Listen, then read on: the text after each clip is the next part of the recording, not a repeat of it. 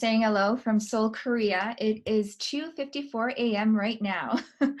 um, it's an honor to be part of it, and I will start. My interest in this topic of the intersection of conceptual art and teaching is based on my personal trajectory in becoming an art educator.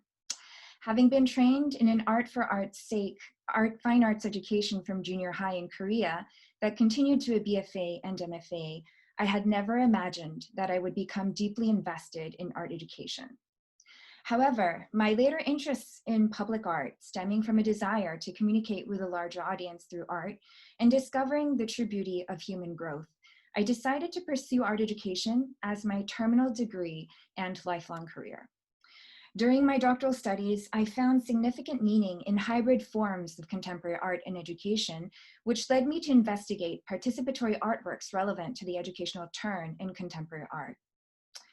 I not only studied artists' pedagogical approaches and strategies whose work lied on the intersection of art and pedagogy, but I also paid special attention to the experiences of the project participants and public audience members who engaged with the work led by these artists. I explored these pedagogical art projects from the stance of an art educator, considering ethical issues and learning outcomes and influences the works had on the participants, as artists who do not have professional training and education may overlook these aspects. This was based on my belief that learning and teaching is a reciprocal relationship. Therefore, I intentionally took into great consideration of the experiential responses of the project participants during engagement processes when they directly worked with the artists, for example, during private making phases such as workshop sessions, and public audience members who engaged with the work during public presentation phases. Based on my findings from my dissertation study, and having been contemplating on this topic for a while, I have laid out 5 aspects that I find as salient characteristics of conceptual art intersecting with pedagogy. I've written them in a sentence format that explains the nature of this intersection.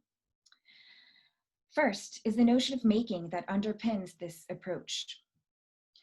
Making as an embodied process of inquiry that creates new meaning, new knowledge. I would argue that the essence of art is making. Making is not stagnant, but implies a state of becoming. Making can take form in a physical action of making something visible through material, or it can refer to the state of being through the mind-body connection of our existence. Dewey referred to this concept of mind-body as the totality and continuity of being. In other words, Dewey viewed this unity within and beyond the self as artful making. But when art is manifested through conceptual inquiry, conceptual art, intersects with pedagogy, making becomes an embodied process of inquiry that leads to new meaning making. This aspect of making as being through mind-body also connects to the concept of practice, which implies continuity in consciousness, that in Dewey's words, we are, quote, consciously present so that each instance is lived anew, end quote. This leads to my second finding that the intersection of conceptual art and pedagogy refers to, which is art practice that is relational and reciprocal. The aspects of relationality, and more specifically reciprocity, is what makes the difference between a mere conceptual work of art and intersecting it with pedagogy. The meaning of the artwork occurs outside the mind of the artist and develops during the exchange between the artist and viewers, ultimately affecting identities of both. In terms of value judgment, a conceptual artwork would be evaluated by its innovative approach, the way in which the work critiques or responds to existing art or institutions, or the ideas it puts forth in the form it takes, which would determine its value or reception in the art world. However, when conceptual art meets pedagogy, the object of the correspondent of the artist who engages with the artist's art of teaching, whom I identify as a participant, contributes to the making of the art or the artwork. Then the value of this artwork would be relevant to the experiential impact it has on its participants and audience members. In other words, the meaning created in the reciprocal process of the conceptual artwork becomes important in the value of this art or artwork. And from the stance of an art educator, I view this as critical. A conceptual art intersecting with teaching takes on the responsibility to care for the participants that the artwork involves, which leads to the third aspect. Art practice that emphasizes care, acknowledging the creative potential of people. Within the conscious choice of the artist who is teaching through making, care is invested with the hope that something new can be achieved and that the outcome might have some worth. This approach acknowledges that everyone has a creative potential within themselves, and that through teaching, which is a deliberate process of drawing out learning stemming from the Latin word educare or educere, encourages and gives time to discovery as an intentional act. This approach is well reflected in Joseph Beuys' art making, who said the well-known quote that every living being is an artist. Acknowledging that every human being in their inherent creativity is potentially an artist, and it is this intersection of art and pedagogy that exactly defines his greatest value of art, to which he said, to be a teacher is the greatest work of art. The rest is a waste product, a demonstration, end quote.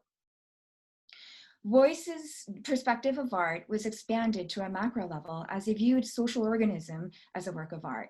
He insisted that the artistic element must be embodied in every subject, saying that he was pleading for a gradual realization that there's no other way except that people should be artistically educated. If Dewey emphasized the continuity, the aspect of time of viewing life as an ever-evolving work of art, Beuys emphasized the social aspect in viewing society through his concept of social sculpture. In a similar vein, the Tibetan Buddhist Chögyam Trungpa said that the definition of art is to be able to see the uniqueness of everyday experience. This art in everyday life is enacted as we bring this way of being an artist into everything we do. My fourth statement, art practice that often involves communication and dialogue. When pedagogy intersects with art, communication is involved. Communication does not necessarily need to be in verbal form, as art itself is a symbolic act that may have communicative function. However, communication through language is often the major means when the artist deliberately has an intention to teach through his or her artistic endeavors. In particular, dialogue has been a prominent medium and means in pedagogical art projects. Based on Bakhtin's theory, dialogue is not simply a verbal exchange, but a philosophy of language and communication. As well reflected in critical pedagogue Paulo Freire's theory, quote, dialogue is a sealing together of the teacher and the students in the joint act of knowledge and re-knowing the object of the study.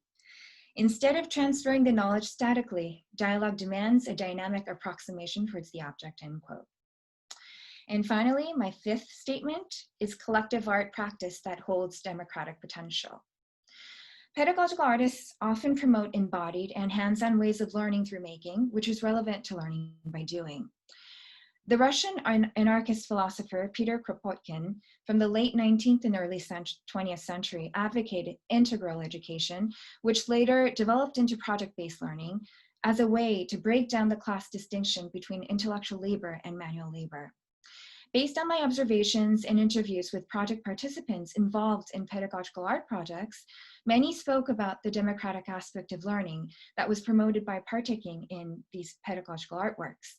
Participants referred to this to be the major difference from their previous learning experiences in school, as they shared about the conducive learning atmosphere created by the open-mindedness and sense for exploration encouraged by the artists.